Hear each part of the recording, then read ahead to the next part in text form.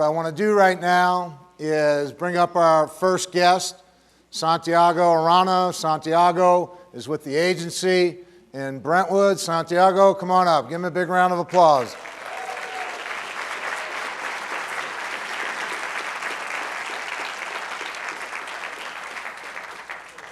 All right, sir. How are you? Good to see you. You can sit over there. Thank you.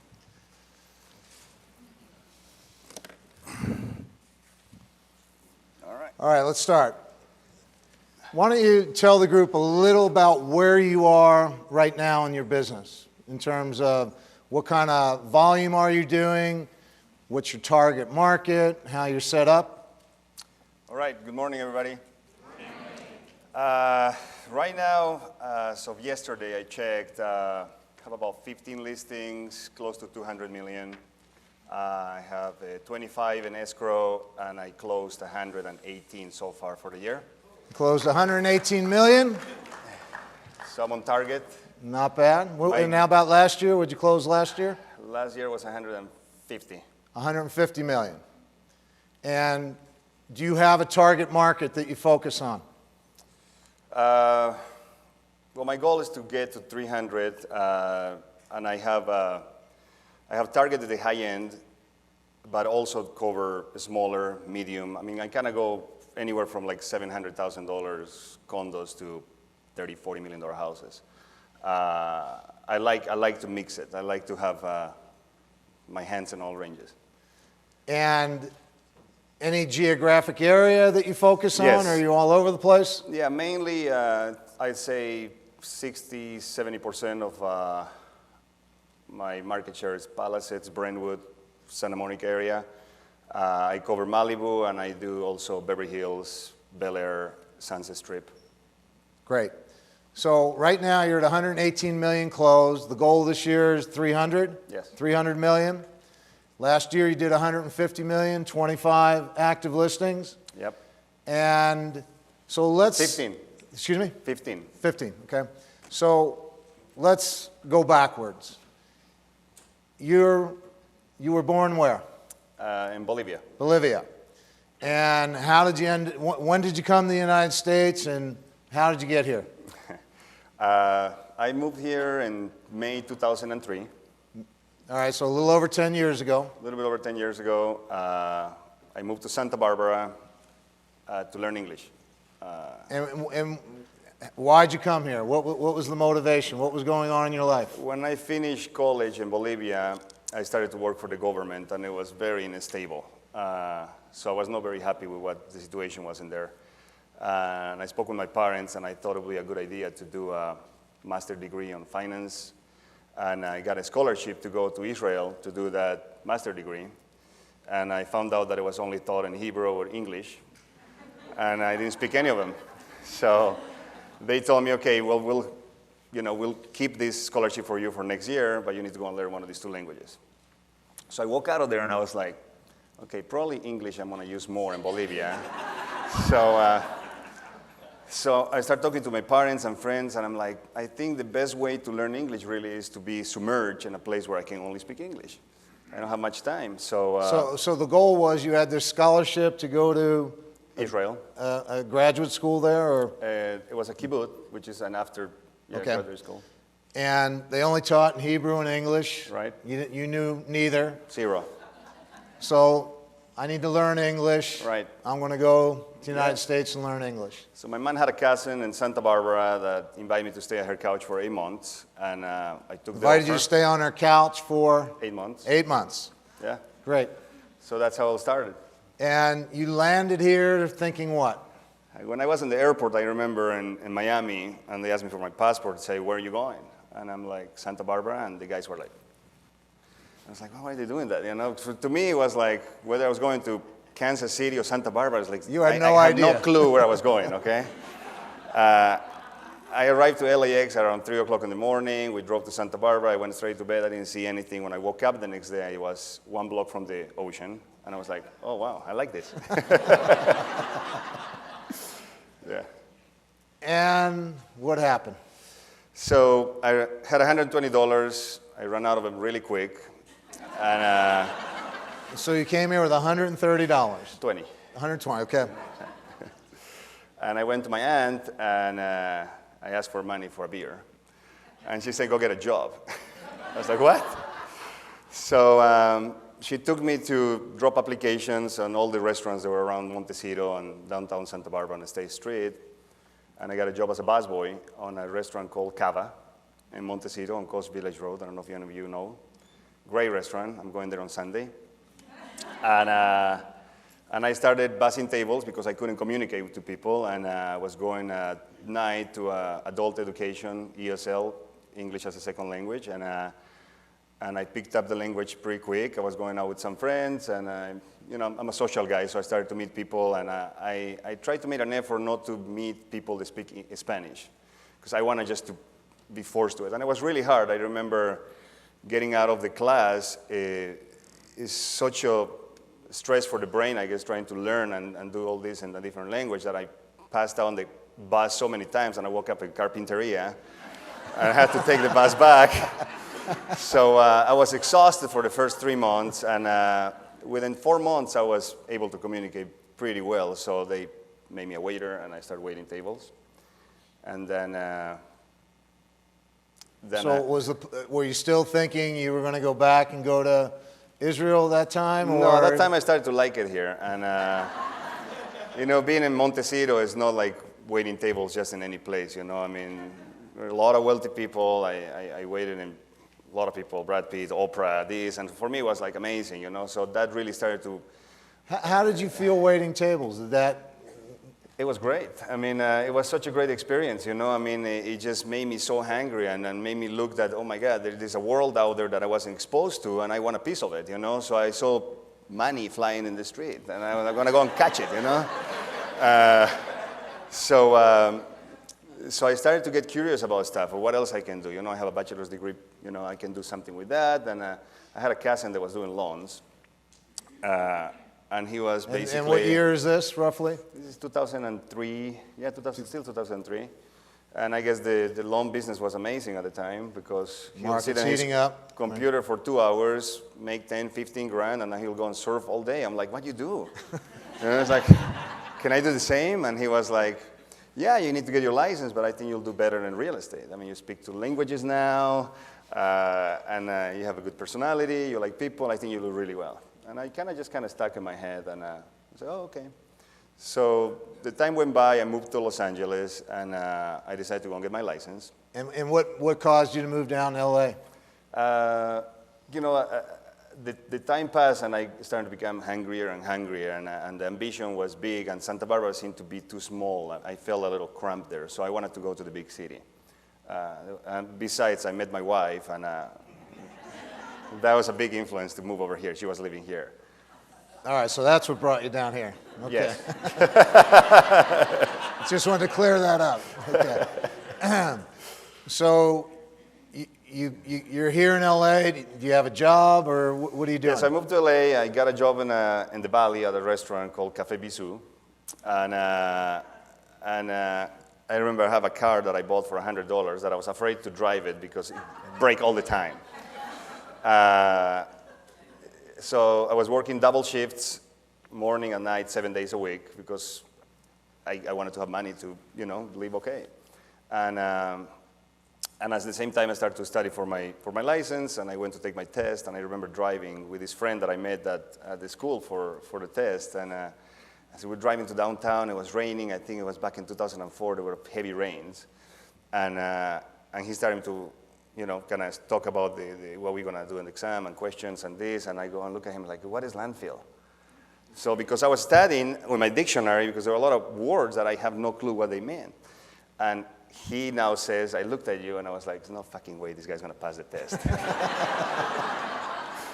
So I did pass the test. I got my license, and I started in Keller Williams, Beverly Hills. And for about 8 months to a year. So hold on. So day one, you have your license. What are you thinking? You thinking you're going to kill it? That's right. Are you feeling overwhelmed?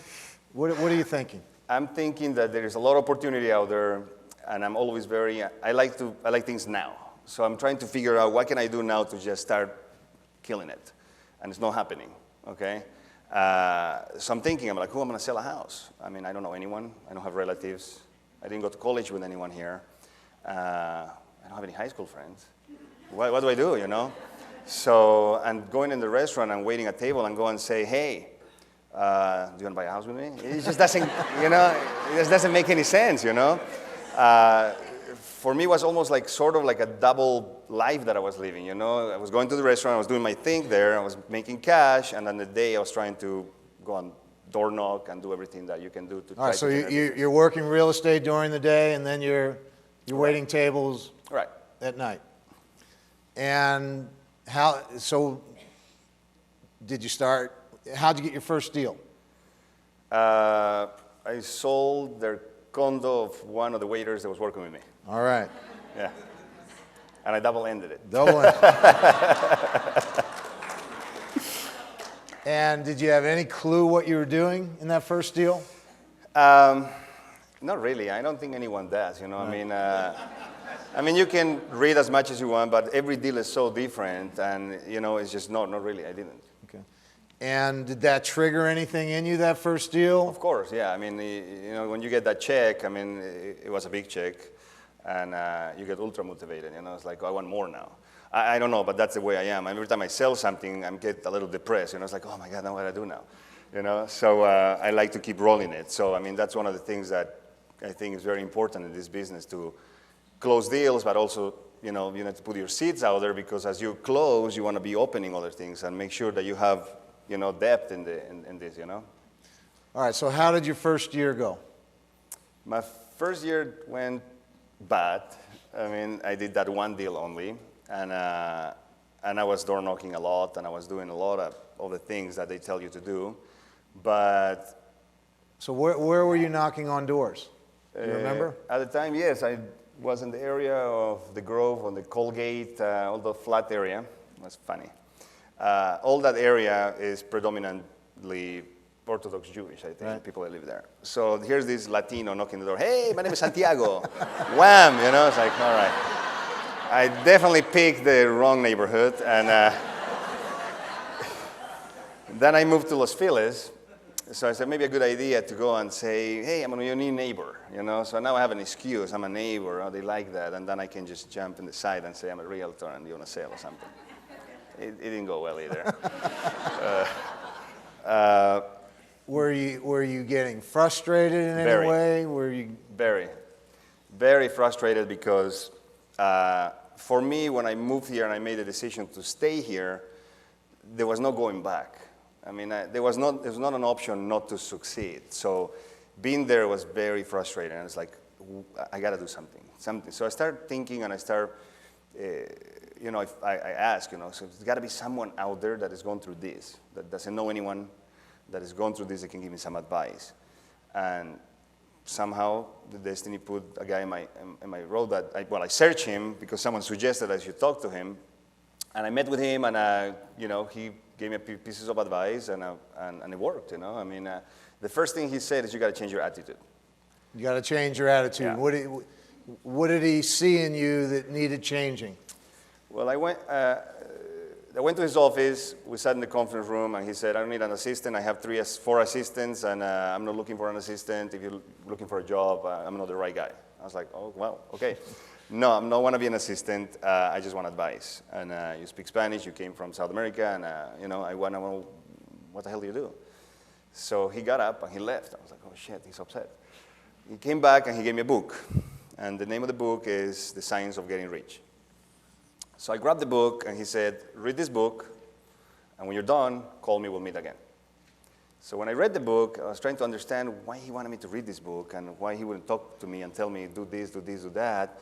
And as I'm reading the book, I'm like literally starting to, why nobody told me this about before? You know, it's like, so I started to change my attitude on how I would go door knocking, how I would talk to people, and how my attitude in the day would go, you know. And obviously, talk about what was that change. The change was, you know, going with a positive attitude, you know, being optimistic about what you're going to do, and set goals, and believe, and have faith. And, you know, one of the things that the lady was talking before said that fear and faith, you know, choose one. Can't have both. You cannot. This is like vinegar and oil. You know, faith and fear cannot hold hands, period. You have one or the other one. And I don't know how spiritual you are or you're not, but it's just the way it is. And was it hard for you to change your attitude, or did it come overnight? What happened? No, it takes work. You know, you need to adjust. And I mean, I'm here 24, 25 years old, and for 25 years I've been doing that, you know, Catholic school in Bolivia, where they tell you that that's too hard to do and that's not possible and that's this. I'm in a third world country, so I have to reset all that to, yes, I can do it, I can do that, and I can achieve that goal, and I can be that. And so it takes adjustment, you know, because you kind of have this internal fight for a while, and then you start just kind of quieting that negative voice, and then you overcome that, and then it becomes a lifestyle, you know, you make it an everyday thing. So when did things start to click for you? Was it year 1, year 2, year 5? About 3.5 years into the business, started to click, and things started to happen in 2007, and then the market collapsed. When you look at the first 3.5 years, what do you remember from that period of time? In business-wise, what Yeah, I remember? business-wise. I remember everybody making money but me. You know, I remember like all these guys going out and listings and this and that. I'm like, yeah, you know? So that's what I remember. All right. And so 2007, you started to feel like... 2007 started to feel good, and now I got a few good appointments. I have 2 or 3 listings. I'm sitting open houses now, and So door knocking, I moved open to a different houses, company, were you yeah. doing anything else? Yeah, I kept doing the door knocking, but I started to do it in a different way. Okay, as opposed to just go and grab a farm and just door knock and door knock and door knock, I started to go in the office and hear what the needs of all of the agents would be. Okay, I need that, I need this, I need this, I need that. So then I will pick an area for where that need was, and I will go, if someone needed something in Brentwood Park, that was a teardown, I started to door knock and tear downs in Brentwood Park. So then I will go back to the office and say I have a pocket. Once I get the information or I get to know the person, and that had a much, much, much more effective result. And when the market crashed, did it make any difference to you, impact you in any way? Yes. When the market crashed, as I was I actually started to do well, so I stopped working in the restaurant. So I finally made that transition of, okay, I'm not in the restaurant anymore, I don't need it. My business established enough where I can just do this, and the market collapsed, and I was like, oh man.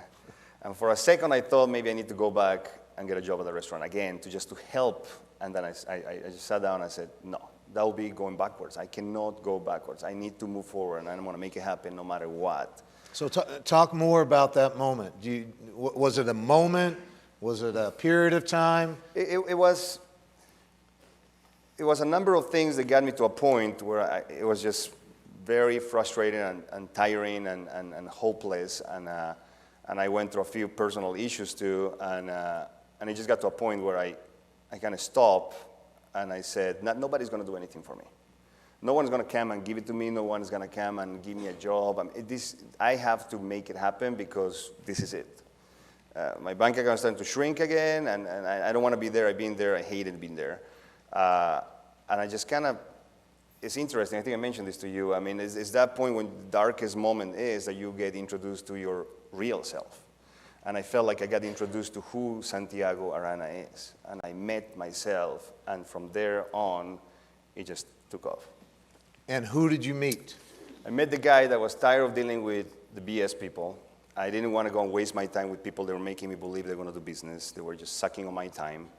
I was going to go out and work every single weekend, open houses, Saturdays and Sundays, every weekend. And every time there was a holiday, I would have an open house. I was the obnoxious guy in 2008 that when it was 4th of July, the only flags that were out there was me. And what happens is, you know, you start getting these results, and then you know that it works. I mean, I was sitting, and I remember an open house that I was sharing with someone for, I think it was Memorial Weekend in Beverly Hills. It was a $9.5 million house, I think.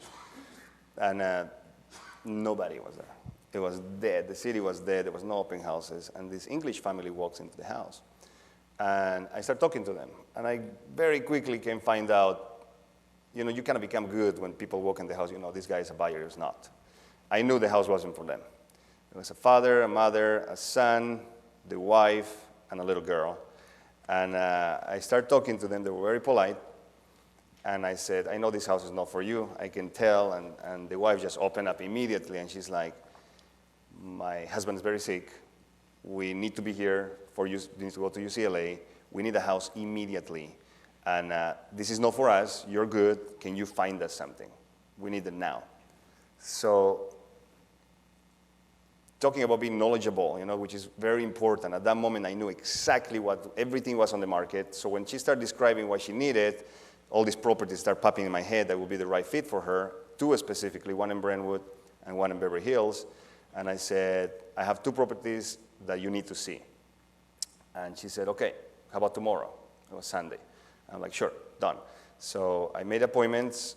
We looked at the one in Brentwood. They liked it. We went to the one in Beverly Hills. They loved it. They put an offer in cash. We closed in 3 days for 8.5. So that kind of shows that, you know, when you're there in the times that people are not, then you take advantage of it. You know, you start, you know, you are the guy. That's the only option. And she told me, she said, the only reason we bought with you is because you were the only guy out there. Yeah, we didn't know anyone else. I mean, so, and then I ended up selling them several properties. When you made that sale, what went on inside you? How did you feel? Oh, it feels great. You know, I felt good. I felt that actually it was a confirmation that what I was doing and my plan was working. And kind of walk us from there to where you are now in terms of your thought process, your strategy, the actions that you've taken. My thought process hasn't changed as much. It's more of numbers and goals have grown. Learn from mistakes, learn from things that you do and you realize I should have done that. Lose some deals, lose some listings, lose some clients because you make mistakes, and it's okay as long as you know what the mistake was and you fix it and you learn from it, you know? So what is it that you're doing that has led to this tremendous success? I would say number one, work hard. You just have to work really hard because working in our business has been exposed to people, has been in open houses, is door knocking, is meeting people, or whatever it is that you're good at. If you're good at sitting at lunches with people, do that. And the more you do that, the more opportunities are going to come to you. Let me ask a different way. Why do you think people do business with you? I think people, and this is my perception of why they do business, I think people do business with me because I have an accent. Just kidding. I think that at this point, I'm very knowledgeable on the market and on the contract and on the real estate as a whole. I think people do business with me because they feel comfortable with me. I have a way to kind of understand personalities and how people are and not act the same way with everybody. You know, you kind of just have to get to know the person first and know how you're going to go. You cannot be pushy. You be a little bit more pushy. That person needs to be pushed. So I think people find that comfort. They feel, what I heard a lot from clients is they feel very comfortable. And they feel sometimes, not sometimes, I mean, about 5 times I have emails that people told me that they didn't feel they were dealing with a salesperson, that they felt that I was honest, that actually my advice was something that they wanted to follow because they felt it was true. Which is huge, you know, because, I mean, one of the biggest hurdles that we have is, oh, this is a salesman. All he wants to do is sell me this house and move on. And I think I think we need to change that, you know. I think that only hurts us as a professional, you know. I mean, people stuck to using a realtor, they're paying a bunch of money, but they don't really want to do what he says. I mean, that doesn't make any sense, you know. It doesn't make any sense to me. It's like, if you're going to hire me, I want you to listen to what I'm going to tell you because I've been doing this for X amount of years, you know. So, what are the things that you think you do really well in this business? I think I'm very good at listing appointments. I enjoy them very much. I love being in the room. I love competition. Do you have a presentation? Yes. Is it structured? Yes. Talk a little bit about what you do when you walk in for a listing presentation? I mean, I do have a presentation, and I think that it's based on personality. I think some people need to look at something and go by that and explain. I don't. I don't like to put the book and just go page by page. I like to ask a lot of questions. I like to sit in a room and meet the person and just, break that ice, First, I like to get a tour of the house, so I know exactly what I'm dealing with. We looked at the house, and by then we kind of break the ice, and we sat, and I asked a few personal questions. I kind of have an understanding of who this person is. I looked everything in the house, okay? I looked at the picture. Oh, this guy plays golf. He likes cars. Whatever is all that's information that you need to be really paying attention to, So when I sit with a guy, unless it's a big, big listing where I do a study on the person prior to the appointment, because I want to have an understanding who I'm dealing with, for the average listings, I just go and I learn in that moment from the person, and I talk. We create that. So, I mean, very quickly you'll find out if you're going to get along with this person or not. I mean, there's some personalities I know this is not going to work. And it's been occasions when I just basically said, I don't think I'm the right guy for this because, I know that this guy is going to drag me, So then I get into the presentation, and I just kind of I ask a lot of questions. Why are you moving? What are you selling? Where are you going? What's important to you? How quick you need to sell? All those questions, so when he starts going into the presentation, I know what's important for him. I know what I need to focus on. It's kind of like cool, It's kind of like meeting a new person, a new girlfriend or something that you're talking and you're just learning and you just know what they like and you just kind of, And do you go through a marketing plan? Do you go through what you do? Yeah, so then, if they ask, of course, there are people that are just there, and then you talk to them, and you tell them what you do, and they just sign, And there are people, they want to know everything, And so you need to be prepared. So I bring it, so I'm prepared.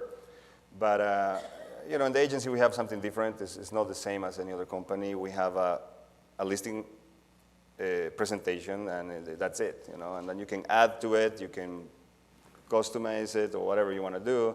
And then the marketing plan is personal, I think, right? How much money you spend is not company really related. It's on what you're going to spend on ads, on this and that. So I just line everything that I'm going to do for the house, depending on what the caliber of a listing is, and I show it to them, and I make it as part of the listing agreement. I put it as the last page of the listing agreement, and I get them to, in some cases, I initial it, so they can see that I'm going to put my money where my mouth is, and they like that. So in a fairly short period of time, you've cracked into the high end of the marketplace. Everyone, they want to sell high-end real estate. How is it that you've actually done that?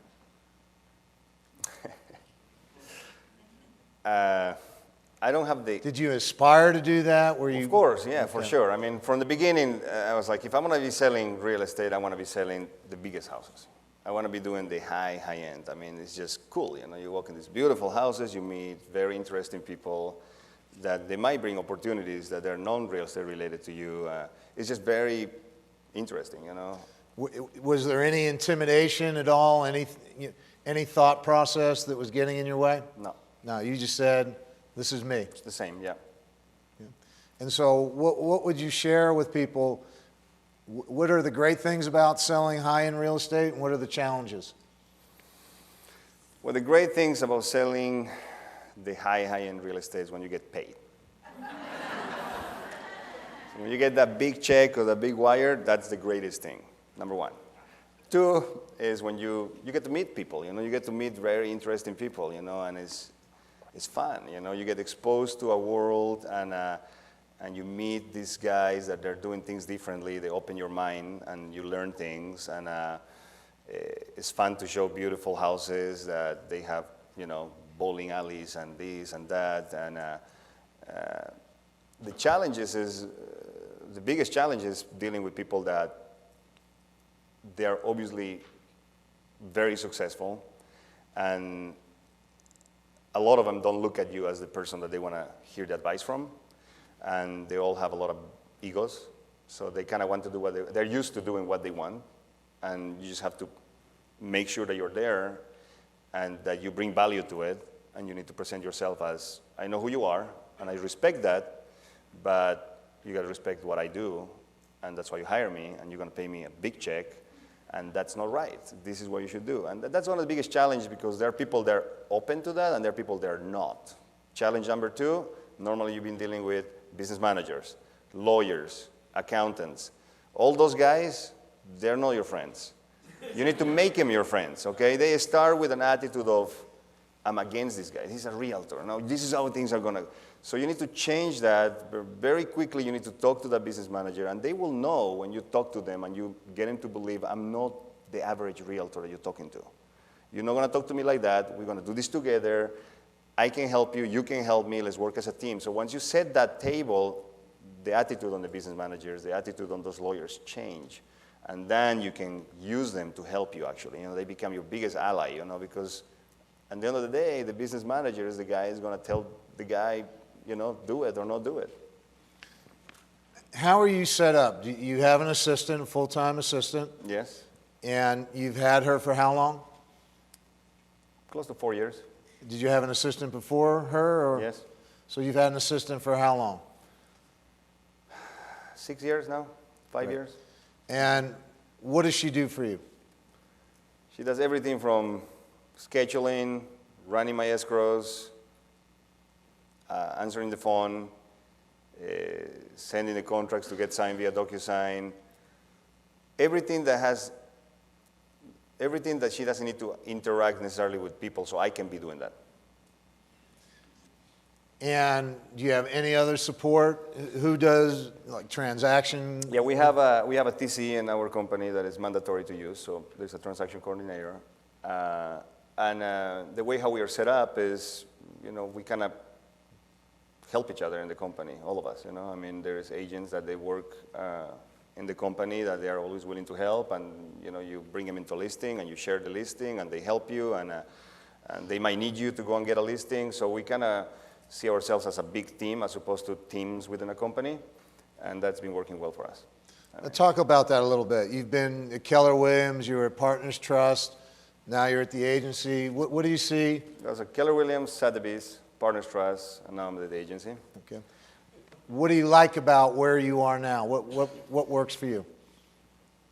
What works for me is that exactly what I told you. Is like I don't need to build a team. I don't feel like I need to have a buyer's agent because I was struggling for a while when I was a Partners Trust. I was this close of getting someone that's going to be my buyer's agent, and then have someone to help me with the listings, and then the assistant, and build up this team. But I'm like, it's been done for too long. You know, it's kind of the same thing that people do, and when I heard the concept of what the agency was doing was like, let's all help each other and build this big team as opposed to teams within teams, that sounded like good to me. I mean, I like that. I like to be able to not only work with the people there in my office in Brentwood, but I can go to Beverly Hills. If I get someone to call me and give me a great lead in Los Feliz, then I can go and call someone in that office that specializes in Los Feliz and say, let's do this together, you know? That kind of stuff I like. I feel like I have more people that I count on now. You know, I have a big team. So it feels much more collaborative than competitive? That feels like that to me, yeah. Great. And in terms of marketing, the marketing is done through the company, so you don't have to do your own things? Yeah, I mean, the whole marketing situation is also very different, you know. I mean, before I felt like I need to come up with my ideas because I was never happy with how things looked. I'm very picky on being really clean and just, you know, you want to do the things the way you want to do. And now I feel that that's lifted off my shoulders. I don't have to be dealing with that because, you know, we have a great marketing company. It's not just a couple people, you know, like 18 people I think now. They're real pros, you know, and they do stuff where I might have to tweak and here and there a little thing, but it's not really, you know, all those things, the marketing and the help and the escrows and the TC and all that can clear up my time for me to do what I'm good at. I'm a salesman. I want to be selling. I want to be meeting people. I want to be in appointments. So that's why I like it there. So, which leads naturally to the next question. What does a typical day look like for you? What does a typical week look like for you? If there is such a thing. I don't think it's a typical day. And then that's what I like. I mean, having a typical, I think most of us, one of the biggest reasons why we do is we don't like to have a boss, a direct boss, and we don't like same stuff. You don't want to wake up every day and go and put your card and do the same thing, It's like every day is different, You kind of set up to create your own days and your appointments, and it's fun, You go out. If you feel like being in the office, you'll be more in the office. If you feel like going out there, you are out there. So for me, at this point, is Mondays and Fridays are days that I spend more time in the office. I set up everything for the week on Monday, all the ads, all the open houses, who's going to see what, everything. Respond a lot of emails, send emails, touch base with all the clients. You need to talk to your clients. Tuesdays, obviously, super busy. Open houses, meetings, all that kind of stuff. Wednesday, Thursdays, Fridays, usually showings, listing appointments. And are you doing any prospecting now, or Yeah.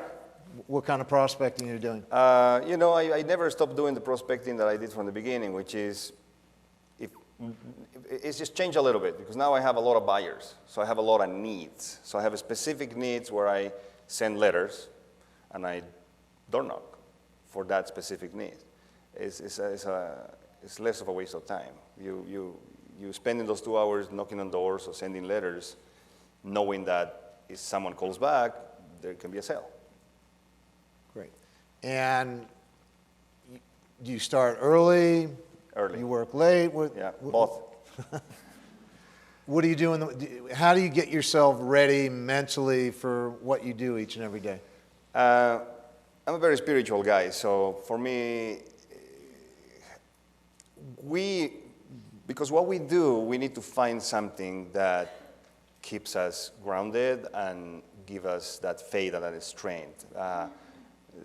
Times are not always like right now, and I've gone through a bad time, and it's on those bad times you need to find some sort of support, whether it's spirituality, whether it's a book, whether it's a coach, a friend, a group of friends. You have to have something that is going to help you go through those times. For me, I'm a big spiritual guy. I don't go to bed without meditating and praying every night, and I do the same thing every morning. And when I do it in the morning, it's early, and I'm done doing it and just focus on my goals. I see myself and I visualize a lot. And I visualize where I'm going to be for my 40th birthday, let's say. And I know exactly what it's going to look like. I know where I'm sitting, who is on my right, who is on my left, what I'm drinking, what I'm eating, what it smells like, what it looks like, everything. And when I'm done doing the meditation, I get up and I jump and I clap really hard, and the whole house vibrates, and my kids are like, "Daddy's up." So that's how I start the day. What drives you? What drives me? Yeah.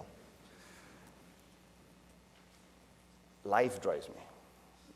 I just love life too much. It's so much fun. I mean, there's so many things. I wanna see more. I wanna learn more, and I wanna taste more things. I wanna dress better. I wanna drive a nicer car. I wanna travel to places. I wanna help people. And based on the books I read and people that I talked, in order to enjoy life at its fullest, you gotta have money. So it's not like the money is it's like if you really want to develop yourself, if you want to get to know things better, if you want to taste the better things and all that stuff, you have to be able to afford it. And that gets me to go and work harder, I'm very ambitious. I mean, not everybody might feel the same way, and I apologize for that, but that's who I am. What do you love best about real estate? What you said, the sky is the limit. I mean, you create your own thing, I mean, you can go as far as you want to go. There's no stop. Nobody, I mean, there's how many houses in LA? I mean, people usually think the opposite. It's like, oh my God, there's so many realtors out there. It's so hard because there's so many. No, there's so many houses that not all the realtors, they have a license in LA, couldn't handle it. I mean, there's that many houses there out there. And you seem to get, the more you sell, the more you want to sell. Yes. You're not content in any way. In many ways, you're just getting warmed up. Yes. Where do what's next for you? What's next? I want to be the #1 agent in LA. Little applause there.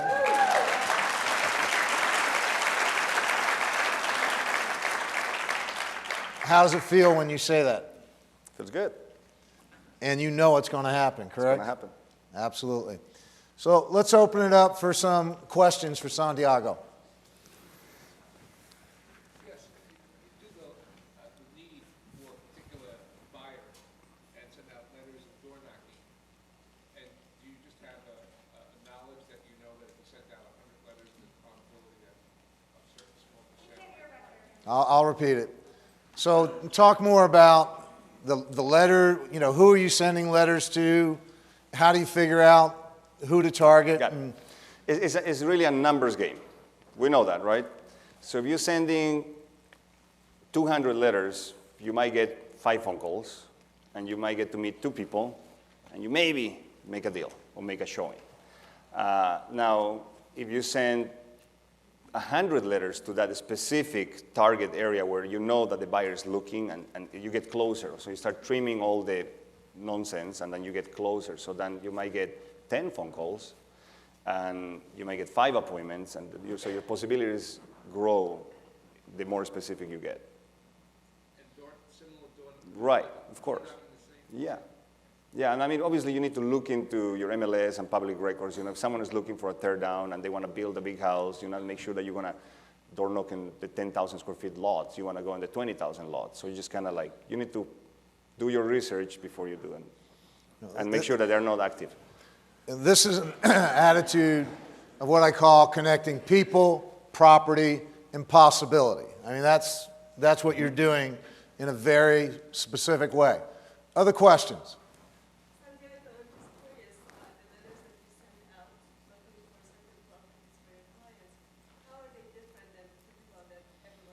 He uses a special font. The weight of his paper is a secret. There's only 33 words in his letter, and he only mails them out on Tuesdays between 6 a.m. and 6:30 a.m. That's how it happens. Is there anything unique about what you're doing? There's nothing really unique about it. It's just basically what's your need. I mean, I have a client that is looking to build a house. If you think your house will be a match, call me. It's really simple. It's not I'm Santiago and I'm the agent, I work with this. I mean, they don't want to read that. Tuesdays between 6 and 6:30.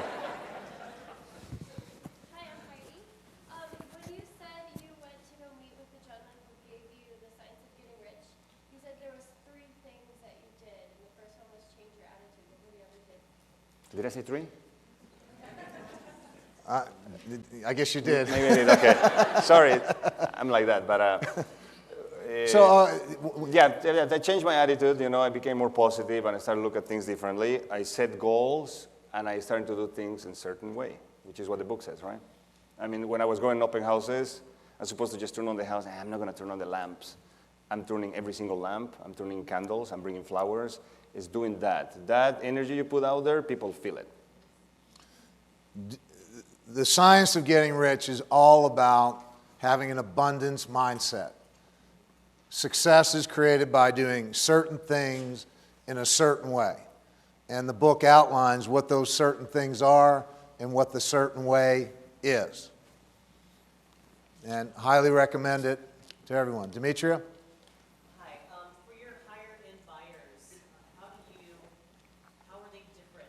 How do you pre-qualify them differently than you would, say, for instance, $1 million or $2 million buyer? Do you pre-qualify your buyers? Do you?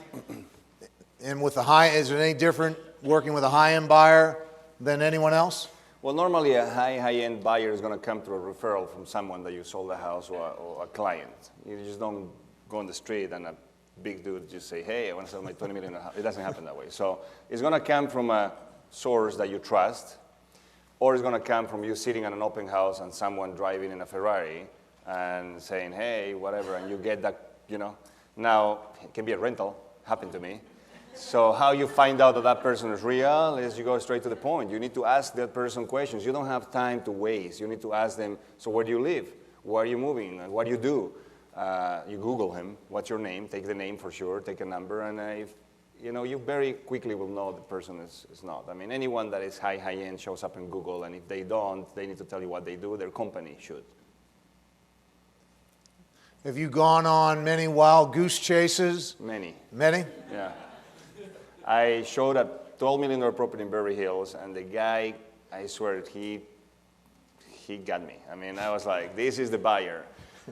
He scheduled a showing for 7 o'clock at night. I bought a bunch of wine and cheese and the whole thing. He shows up with the mom and the wife and the kids, and they're looking at the house, and he started to talk too much. So he said something about property that I knew it was not on the market. It's like, oh, we just sold this property, and we made an offer. And I was like, what, the address? And he said the address, and by knowing the address, I knew he was lying. So I kick him out of the house. I close the house. It's 11 o'clock at night, and I'm so upset. I get in my car, and I drive by the bus station, and he's waiting for the bus.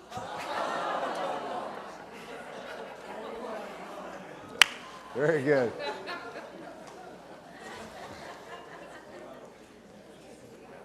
Go ahead, Joseph. You mentioned market knowledge. What do you do on a daily basis to improve your market knowledge? What do you do on a daily basis to improve your market knowledge? MLS porn. I'm in the MLS all the time. I mean, I sign up for Trulia, I sign up with Redfin, I sign up with things because I got tired of hearing my clients, oh, I saw something came up on Redfin, and I go in the MLS, and it's not in the MLS for some reason. So I want to know what my clients are looking at. So sign up for all those, and I love going to the MLS and finding what's new. I look almost, if I can, every hour. The hot sheet, and then I, you know.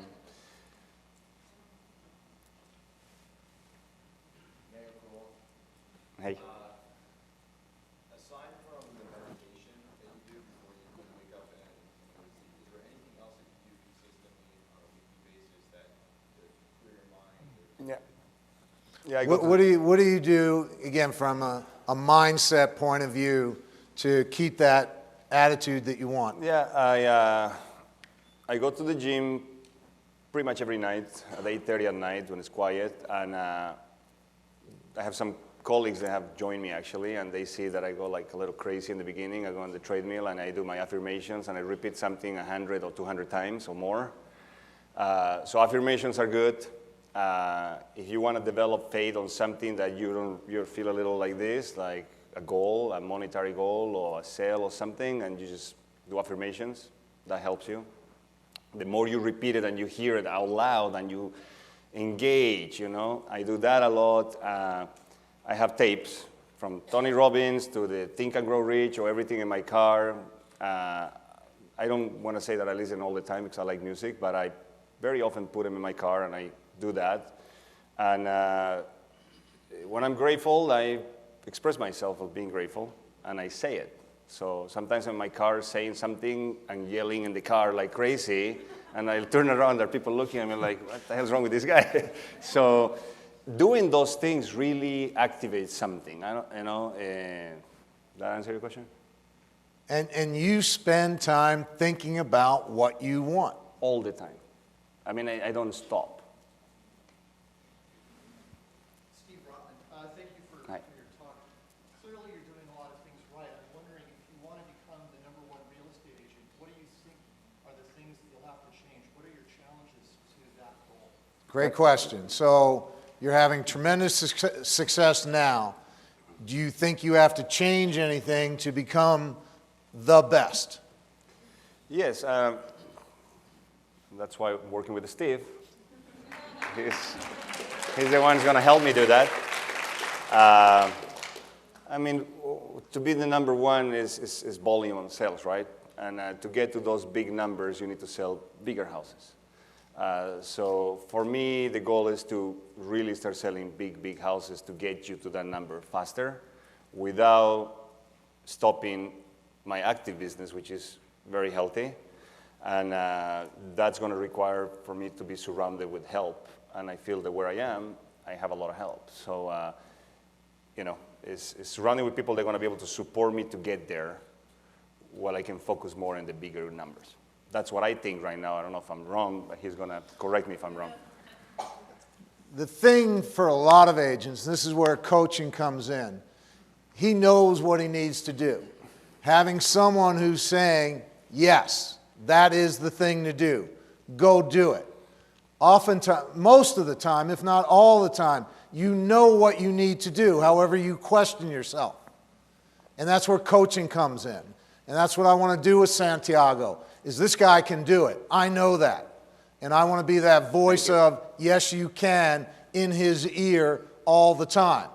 And then it just simply becomes a matter of how do you structure the business around him. He's got all the talent. He's got the drive. He's got what it takes.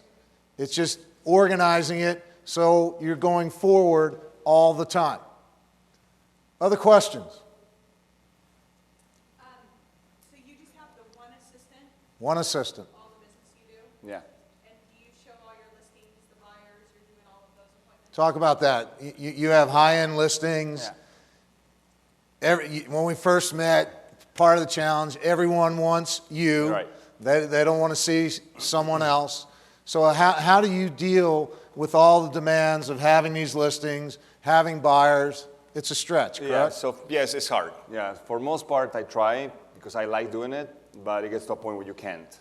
So you just have to set up the table from the beginning that you might not be the guy always showing it, that you'll do your best, but you need to let them know that it might be someone else.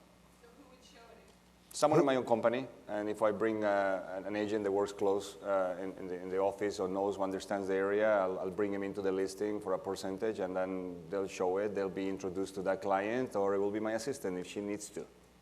So the thing that's a little different with the agency, rather than having your own team, Right. you've got the company as a team, and you're hand-picking people to help you on different listings. And I'm just starting to do that. It's not something that I've been doing, you know. I'm starting to organize it that way. That answer your question? Ray Casado's agency, Senor. Hi. Can you speak to discipline? Say it again. Can you speak a little about discipline? Can you ask a more specific question? I just feel like discipline is something that you are inherently blessed with or that you've been trained with. She's seen it. She was my assistant. And she turned into a sales associate now at the agency, and she's great. So did you come out of the womb being disciplined?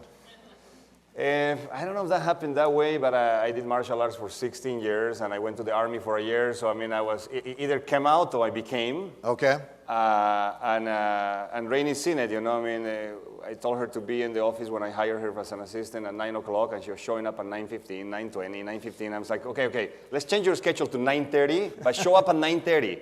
And that's why she's saying that, because I like to be on time, and I like to do things. I'm very methodical, you know. I mean, you can ask people that know me that I go to the gym every night. I go to the gym every night. I'm gonna do this. I'm gonna do that. And I think it becomes, you know, part of your life to have everything organized, because it works, you know. I mean, if you're gonna go every night there, then the result's gonna show up. What are some of the tough choices that you have to make on a daily basis to keep yourself from being distracted? No eating lunch, sometimes. You know, sometimes you don't have the time to eat lunch. Sometimes the toughest choices is when you're dealing with a client that needs a lot of talk, a lot of holding hands, and it's really not that necessary that you're talking to him 50 times a day and just, you know, no answer the phone call, you know, and focusing on the other client that takes less time that you're dealing with at the moment. So you need to respect your time too. Every time your phone rings, that doesn't necessarily mean that you need to answer. Every time someone sends an email and is freaking out, you don't need to go back and run and respond to that. Because if you do that, then you dig your own grave. Then you need to answer. Because you answer once at 11 o'clock at night, then you're going to answer every night at 11 o'clock at night. So that was tough at a point in time. Like now the new challenge became telling them that I'm not going to be doing the showings, give me the listing. That was one of the things. It's like, okay, I'm not going to answer this guy right now. I'll deal with him later. So. Great. Go ahead.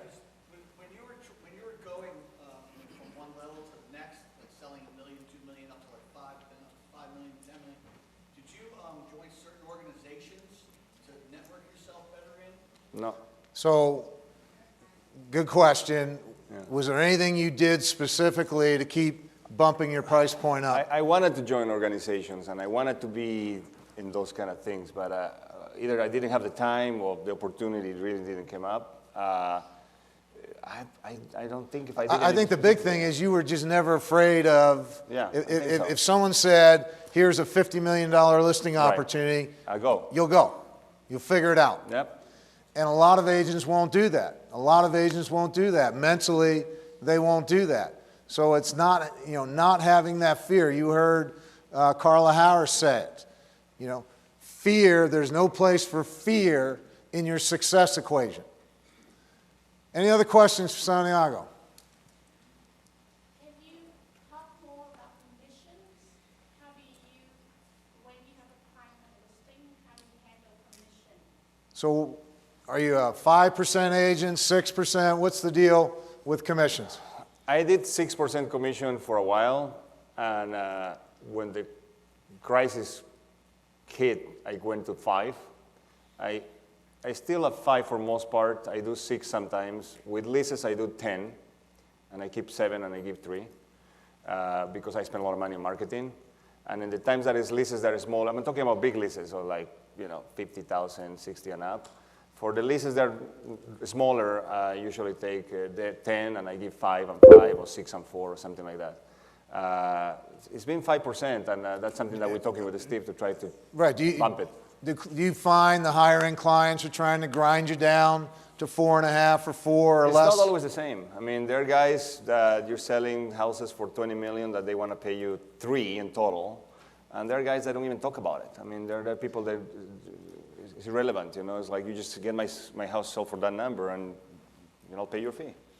So for you, it's really no different. Commission price doesn't really impact it. No, because I mean, if you get a $1 million house to sell, the things that you're going to be doing to market that house they don't compare with the 12,000 video you're going to have to shoot for a $30 million house. So you're spending, it's all equivalent. You get a bigger listing, you need to spend more money. Great.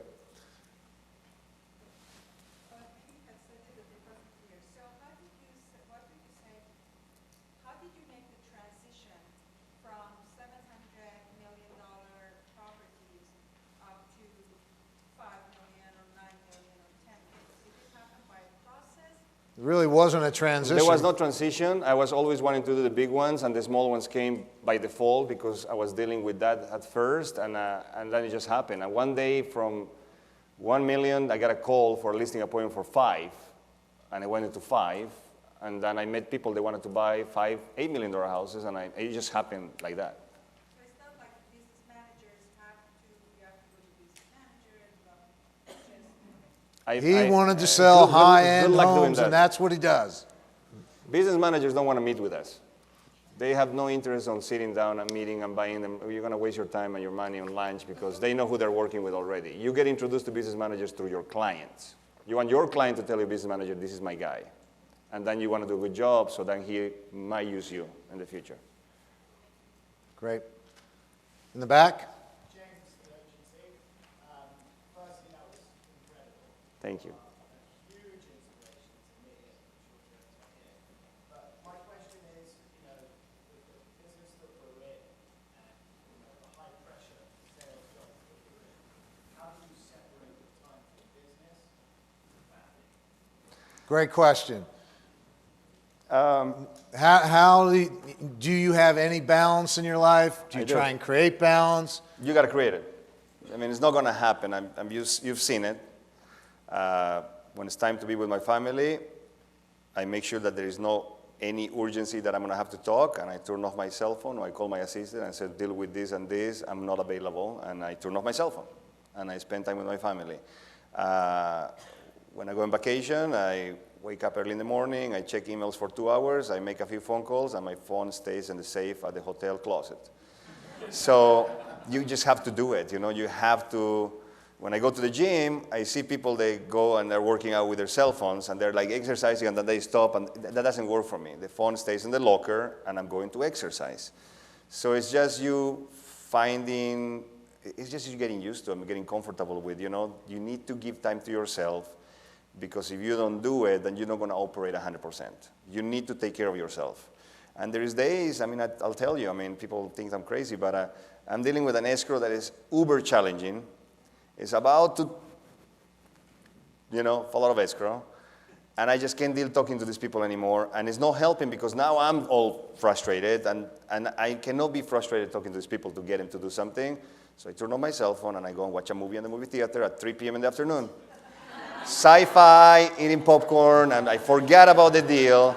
And when I get out of the thing, normally it's a good text message in the end.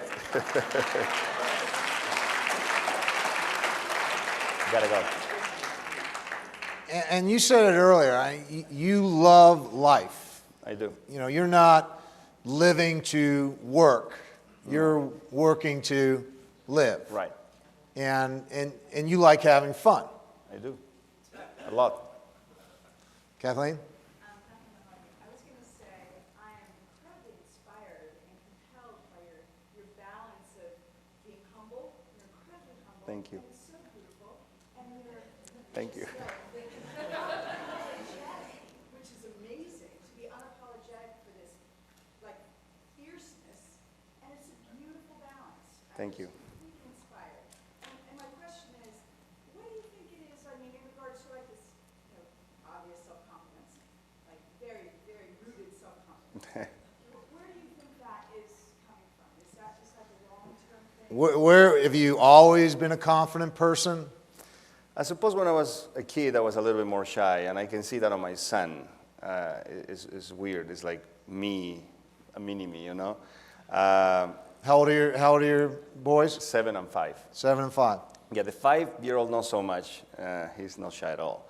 The 7-year-old is shy. It's just me. I can see myself, and I see him going through what I went through, in sports. That he doesn't really get out there, I see and I remember when I was there, and all it took is for maybe a good friends, great parents that I have, people that believe in me before I believe in me. People that were telling me, you're going to do great. I just know it. I had a friend from Bolivia that he always told me, don't worry about it, you're going to have that. Don't worry about it, you're going to be there. And one day I was like, I'm sick of you telling me I'm going to have all these things. I don't have anything. How you think I'm going to have it, So he's like, you'll see. It'll happen. So when people believe in you, how can you not believe in you? It's like, you got to love yourself. And I'm not talking about I love myself, I look beautiful, I'm in the mirror, whatever. It's like, you got to love who you are, because if you don't love who you are, nobody's going to love you. You got to love yourself so you can exude that from inside so people can feel it. That's what I think. Thank you.